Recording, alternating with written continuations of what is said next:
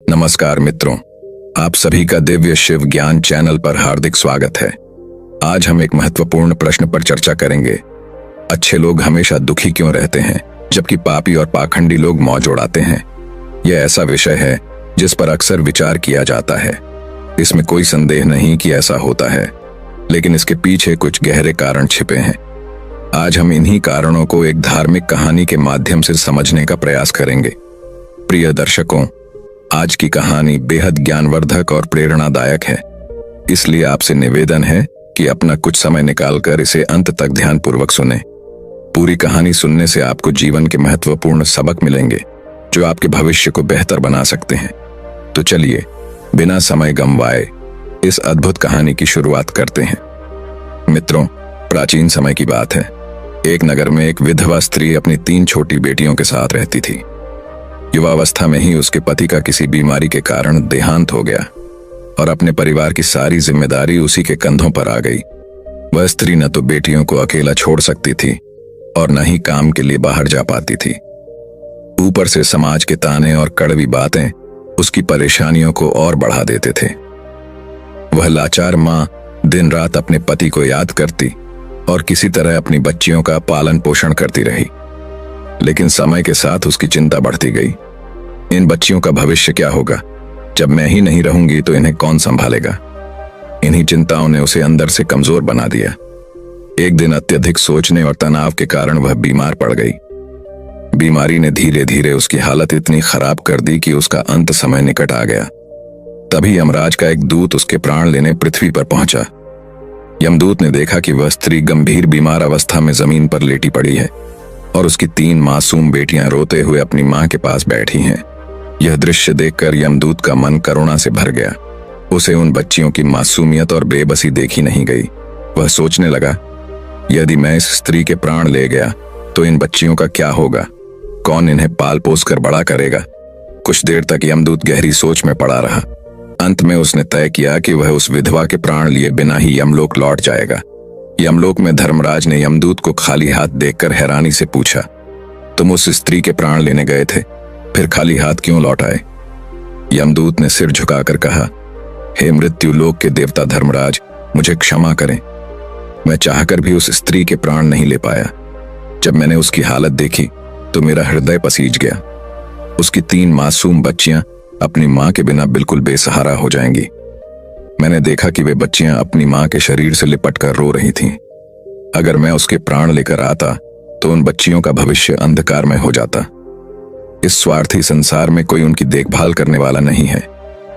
यमदूत ने आगे कहा, हे यमराज, मेरी आपसे विनती है कि उस स्त्री को कुछ समय के लिए जीवन दान दें ताकि वह अपनी बच्चियों को पाल पोस कर बड़ा कर सके। चित्रगुप्त की सभा में यमराज ने कहा, हे दूत, संसार के हर जीव का जीवन और मृत्यु हमारे नियमों के अनुसार तय होती है। न कोई किसी की आयु घटा सकता है, न बढ़ा सकता है। तुमने विधवा स्त्री के प्राण नहीं लिए। यह सृष्टि के नियमों का स्पष्ट उल्लंघन है। हर मनुष्य के भाग्य में जो लिखा होता है वही होता है। तुमने सृष्टि के संतुलन को भंग करने का प्रयास किया है और इसके लिए तुम्हें दंड भुगतना ही होगा। यमदूत ने सिर झुकाकर कहा, हे धर्मराज, मुझसे जो भूल हुई है उसके लिए मैं क्षमा चाहता हूं, किंतु मैं यह जानना चाहता हूं कि मुझे इसका दंड कैसे भोगना होगा और मेरा उद्धार कब होगा। यमराज ने गंभीर स्वर में कहा, तुम्हें पृथ्वी लोक पर मनुष्य के रूप में जन्म लेना होगा। वहां तुम्हें अपने अपराध का प्रायश्चित करना होगा। जब तुम धरती पर 3 बार अपनी मूर्खता पर खिलखिलाकर हंस लोगे तभी तुम्हारा उद्धार संभव होगा। अब जाओ और अपने कर्म का फल भोगो। इतना कहकर यमराज ने उस दूत को पृथ्वी पर भेज दिया। वह यमदूत एक नग्न अवस्था में एक सड़क के किनारे ठंड से कांपता हुआ पड़ा था। सृष्टि का नियम था कि जब कोई मनुष्य जन्म लेता है तो वह नग्न ही होता है। उसी समय रामू नाम का एक गरीब मोची उस रास्ते से गुजर रहा था। वह अपने बच्चों के लिए कपड़े खरीदने निकला था। ठंड में नग्न पड़े उस व्यक्ति को देखकर रामू का दिल पसीज गया। उसने अपने बच्चों के लिए कपड़े खरीदने का विचार त्याग दिया और अपनी सारी बचत से उस व्यक्ति के लिए कपड़े और कंबल खरीद लाया। रामू मोची ने उस यमदूत से कहा, भाई, ठंड में इस हालत में पड़े हो, ये कपड़े और कंबल लो, इसे पहन लो, इससे तुम्हारी ठंड कुछ कम होगी। यमदूत ने आभार व्यक्त करते हुए कहा, तुमने मेरे लिए जो किया है वह बहुत बड़ा उपकार है, लेकिन मेरा ना तो कोई परिवार है, ना घर, और ना ही भोजन का कोई साधन। मैं अब कहाँ जाऊं? रामू मोची ने सहानुभूति भरे स्वर में कहा, अगर तुम्हारा कोई सहारा नहीं है तो तुम मेरे साथ चलो। मैं तुम्हें अपने घर पर भोजन दूंगा और काम भी खोजने में मदद करूंगा। रामू उस यमदूत को अपने घर ले गया। घर पहुंचने पर रामू की पत्नी ने उसे देखा और चौंक गई। वह नाराज होकर बोली, तुम बच्चों के लिए कपड़े लाने गए थे और खाली हाथ लौट आए। ऊपर से एक अनजान आदमी को घर ले आए हो। गुस्से में आग बबूला होकर रामू की पत्नी ने कहा, हम खुद जैसे तैसे गुजारा कर रहे हैं, अब इस नए आदमी का पेट भरने का जिम्मा भी उठाना पड़ेगा। वह रामू से झगड़ने लगी और उसे भला बुरा कहने लगी। यह देखकर यमराज जोर जोर से ठाके लगाने लगे। यमराज को इस तरह हंसते देख रामू मोची हैरान रह गया। उसने उनसे पूछा, भाई, आखिर ऐसी कौन सी बात है जो आपको इतना हंसी आ रही है? इस पर यमराज मुस्कुराकर बोले, अरे भाई, मेरी हंसी का कारण मैं अभी नहीं बता सकता, सही समय पर सब कुछ स्पष्ट हो जाएगा। इसके बाद यमराज रामू के घर में रहने लगे। उन्होंने मोची का काम सीख लिया और धीरे धीरे जूते बनाना शुरू कर दिया। यमराज ने इतने सुंदर जूते बनाने शुरू किए कि उनकी कारीगरी की चर्चा पूरे गांव नगर में फैल गई। अब रामू के बनाए जूते और चप्पल दूर दूर तक मशहूर हो गए। राज्य भर के लोग उसके जूते खरीदने आने लगे। उसकी आमदनी इतनी बढ़ गई कि अब वह पहले से कहीं ज्यादा अमीर हो गया था। यहां तक कि बड़े बड़े राजा और महाराजा भी रामू के पास अपने लिए जूते बनवाने आने लगे। जब से यमराज उसके घर में आए थे, रामू की जिंदगी बदल गई थी। उसका घर धन धान्य से भर गया था। एक दिन अचानक राजा का एक सिपाही रामू के पास आया और बहुत कीमती चमड़ा देते हुए बोला, रामू भाई, महाराज ने आदेश दिया है कि इसी चमड़े से एक जोड़ी जूते तैयार करो। यह चमड़ा बेहद खास और दुर्लभ है, इसे खराब करने की जरा भी गलती मत करना। रामू ने चमड़ा संभाल लिया और यमराज से कहा, भाई देखना, यह राजा के जूते का काम है, इसमें कोई चूक नहीं होनी चाहिए। जूते ही बनाना, गलती से चप्पल मत बना देना। लेकिन यमराज ने मस्ती करते हुए जानबूझकर उस चमड़े की चप्पल बना दी। चप्पल देखकर रामू के होश उड़ गए। उसने गुस्से में यमराज को खूब डांटा और डंडा लेकर उसे मारने के लिए दौड़ा। वह गुस्से में बोला, तुझे कितनी बार समझाया कि जूते बनाने हैं, पर तूने चप्पल बना दी। अब राजा हमें नहीं छोड़ेगा, वो तो हमें सूली पर चढ़ा देगा। हमारा पूरा परिवार बर्बाद हो जाएगा। रामू को इतना परेशान देखकर यमराज फिर से जोर जोर से हंसने लगे। रामू ने गुस्से में कहा, अरे तूने सारी मेहनत खराब कर दी और अब ऊपर से हंस रहा है। यमराज ने इशारा करते हुए कहा, देख, राजा का सिपाही आ रहा है, उसके आने के बाद सब समझ में आ जाएगा। सिपाही को पास आते देख रामू की हालत और खराब हो गई। उसके हाथ पैर कांपने लगे। उसे लगा कि अब सब खत्म हो गया। सिपाही ने पास आकर कहा, रामू, जो चमड़ा मैं कल तुम्हें दे गया था, उससे जूते मत बनाना, चप्पल बना देना।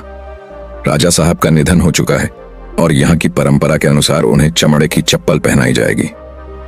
सिपाही की बात सुनकर रामू को ऐसा लगा जैसे कोई चमत्कार हो गया हो। उसकी जान में जान आई। डंडा उसके हाथ से गिर गया और उसने यमराज के पैर पकड़ लिए। माफी मांगते हुए वह बोला, भाई, मुझसे गलती हो गई, मैंने तुम्हें बेवजह डांटा। यमराज उसकी हालत देखकर फिर से ठाके लगाते हुए जोर जोर से हंसने लगे।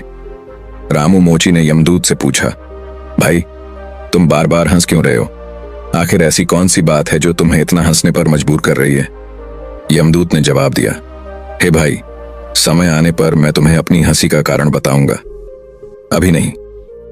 एक दिन रामू मोची की दुकान पर 3 युवतियां एक बूढ़ी महिला के साथ जूते का नाप देने आईं। वे तीनों लड़कियां बेहद खूबसूरत थीं और उनकी शादी जल्द ही होने वाली थी। जैसे ही यमदूत ने उन लड़कियों को देखा, उसने उन्हें पहचान लिया।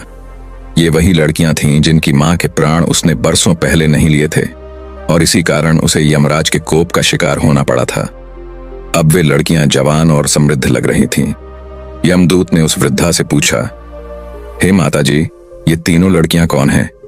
बूढ़ी औरत ने कहा, इनकी मां का देहांत इनके बचपन में ही हो गया था। उनके जाने के बाद मैंने इन्हें पाला।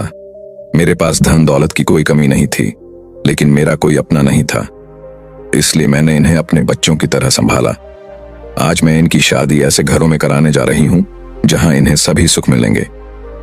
ये सुनकर यमदूत सोचने लगा, अगर उस समय इनकी मां के प्राण ले लिए होते तो ये बच्चियां गरीबी और भूखमरी का शिकार हो जाती, मगर उनके जाने के बाद ही इनका जीवन बदल गया। इस विचार के साथ वह जोर से हंसने लगा। यह तीसरी बार था जब यमदूत हंसा। यमदूत की हंसी देखकर रामू मोची चकित रह गया। उसने पूछा, आप क्यों हंस रहे हो भाई? कृपया अपनी हंसी का कारण बताओ। तब यमदूत ने गंभीरता से कहा, भाई अब मैं तुम्हें सब कुछ बताता हूं। सुनो, मैं कोई साधारण इंसान नहीं बल्कि यमराज का एक दूत हूं। जब ये 3 लड़कियां छोटी थीं, उनकी मां के प्राण लेने का आदेश था, मगर मैं उन बच्चियों पर दया करके उनके प्राण नहीं ले सका।